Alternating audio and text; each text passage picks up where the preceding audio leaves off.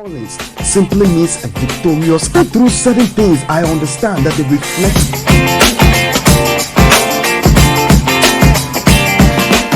Be hesitant to go out there, even though it's okay to completely goes away. And for now, so we're just hoping that when everything if this person said this person is talking about me and he or she was there, communicate to yourself and tell yourself no, something is not right. If he is there, then probably he says something. He exempts you from a lot.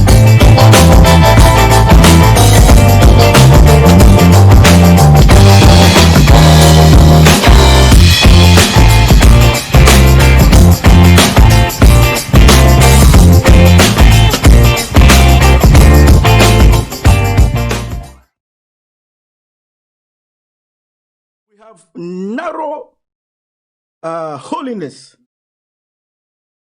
to the fact that, abstain from sexual immorality, abstain from stealing, abstain from adultery, abstain from buying lotto ticket, abstain from profane words. That is how we have narrow holiness to.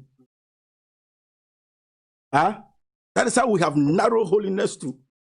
So when we are growing up in the church, people began scaring that I am scared to fornicate. I am scared to commit adultery. I am scared to steal. Many men of God, including me, we are missing the mark. And because we don't have the proper teaching of holiness, we are missing the presence of God in our life. We are missing the presence of God in the church. We are missing the presence of God in our community. We are missing the presence of God in our world today.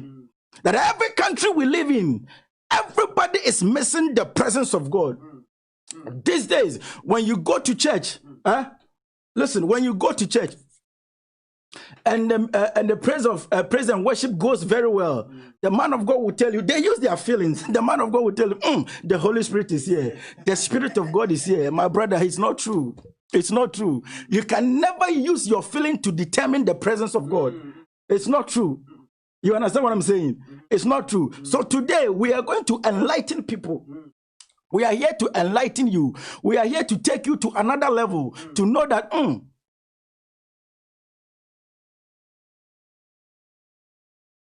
holiness is not only when you fornicate. No.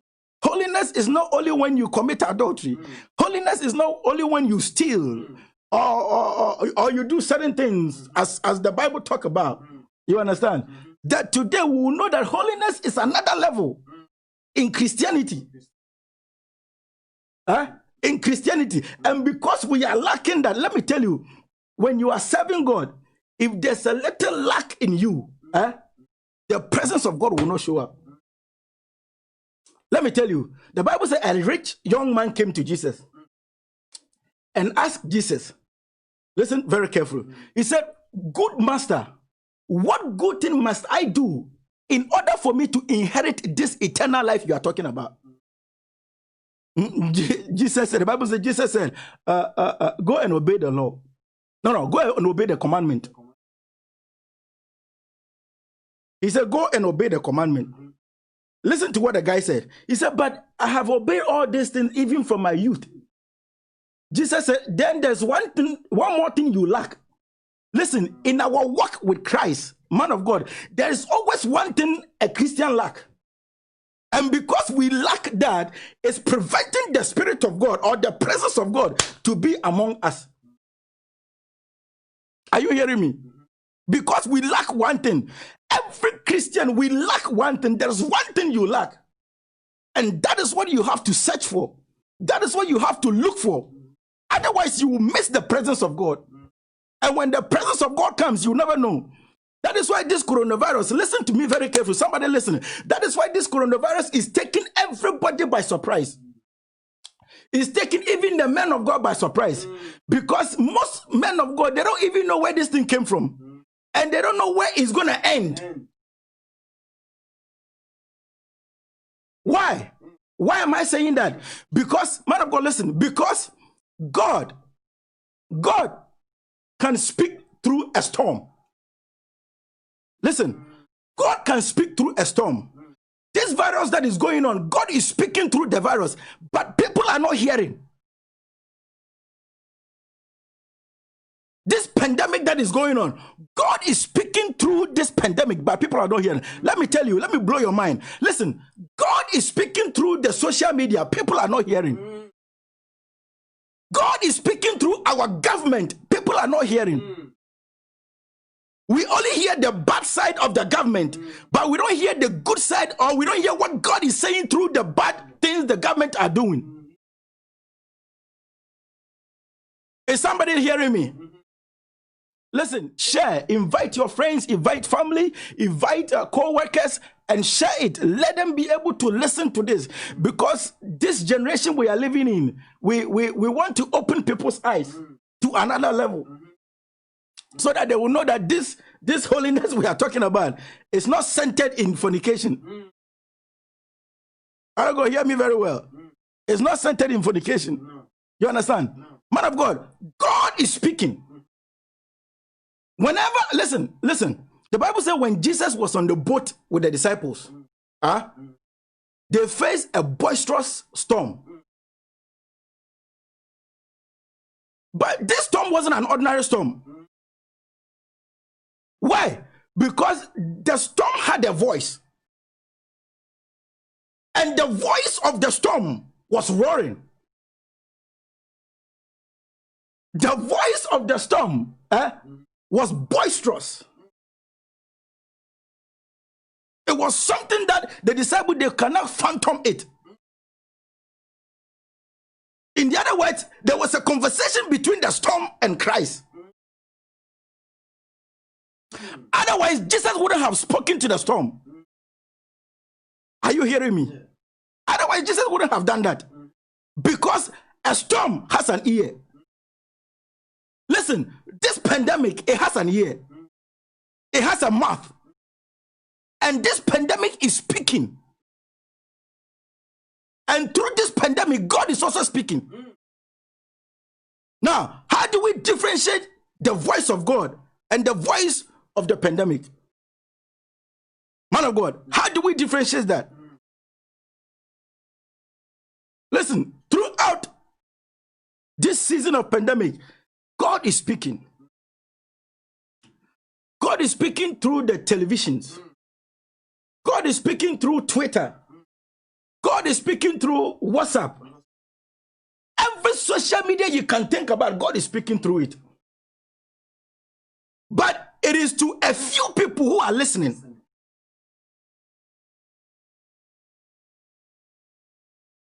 Man of God, to few people who are listening. And so, this morning, I want to speak to wise men. And I want to speak to wise women. And I want to speak to a wise child of God. Listen, it is not everybody who is wise. Hear me. Every wise child, there is only two things you need to think about. Every wise person. And if you are missing these two things in your life is doomed. Osofu, or man of God, quickly give me Ecclesiastes chapter 8. Quickly. Let's build our foundation from there. Ecclesiastes 8, verses number 5 to number 6. Listen, viewers, make sure you have your pen, your paper, write these scriptures down. Go through it, meditate on them, and ask God to give you interpretation. Not ordinary interpretation, but spiritual interpretation. Are you hearing me? Jesus said, the words that I speak unto you, they are spirit and they are life. So these words, they are spirit. And without the spirit of God, you cannot understand it. Also, go ahead. Whosoever keep the commandment, you will feel no pain. Listen, if you keep the commandment, you will feel no pain.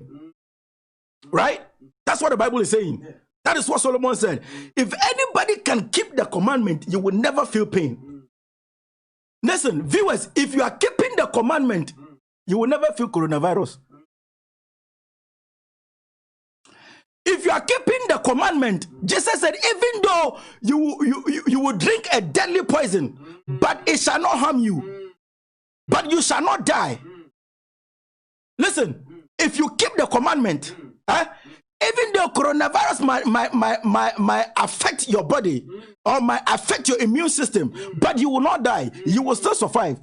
Many people got the coronavirus, but they are still alive. Yeah. You understand? Yeah. So if you keep the commandment, you shall not feel pain. The verse 6 says what? Because to every purpose, there's what? There is a time. Judgment. And judgment. Listen. To every purpose, there is a time. There was two things Solomon talked about. That in every purpose, there is a time. And the word end means conjunction. That means time will always go with judgment. You cannot have time and leave judgment. You cannot have judgment and leave time. Are you hearing me, somebody? So Solomon said, to every purpose, there is a time and judgment. Go ahead. Therefore, the misery of man is great upon him. Listen, Jesus is telling you and I this morning that in this season of pandemic, there is two things you need to think about, which is time and judgment. Every wise Christian will think about time. Every wise Christian will think about judgment. If you are living today without thinking about time, without taking time, very important, because time is of a good essential. Time is very important in everybody's life. Listen, time can never be stopped. Nobody can stop time. Listen to me. But we can prevent season. Why? Because time gives birth to season. Without time, there is no season. So time is very important. Now we are not living in the time of pandemic. We are living in the season of pandemic because time is already there. Time is running. So it is time that gives birth to season.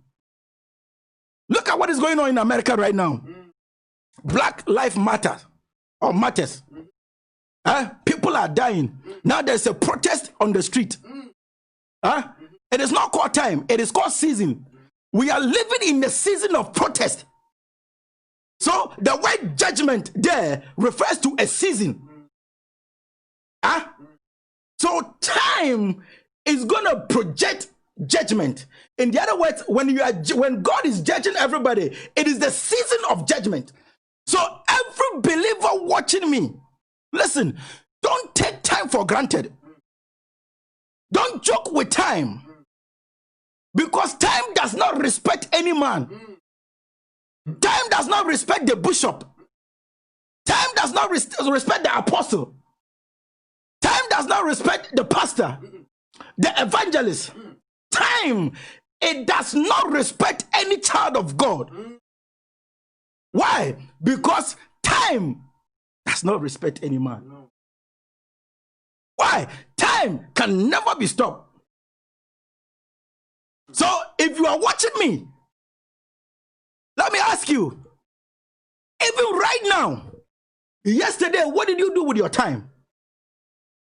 How many hours you spent on social media? Commenting on unnecessary stuff. How many times you watch WhatsApp on your phone? Man of God, let me tell you, people can wake up and the first thing that will come into their mind is their phone. The first thing that will come into their mind is to go to social media and see what is trending and see who has commented and see who is messing up with who is talking about who. We spend our time watching gossip, watching unnecessary stuff, whilst we have forgotten that the same time you are using to do all these things, it's about to birth something we call judgment. Are you hearing me? The same time we are using is producing something we call judgment, giving birth to what we call judgment. So God is going to judge you and I based on time, not based on season, but based on time. Listen to me. So if you are a believer, please watch your time carefully. Watch your time carefully. If you hear social media preaching, go and listen. If a pastor is calling you to come to church, go. If the man of God is encouraging you to come to church, go. Paul said, as a believer, wherever your fellow Christians are gathered, you to go there. Don't stay home. Because when you stay home, the devil will occupy you with time. If you stay home, he will occupy your mind.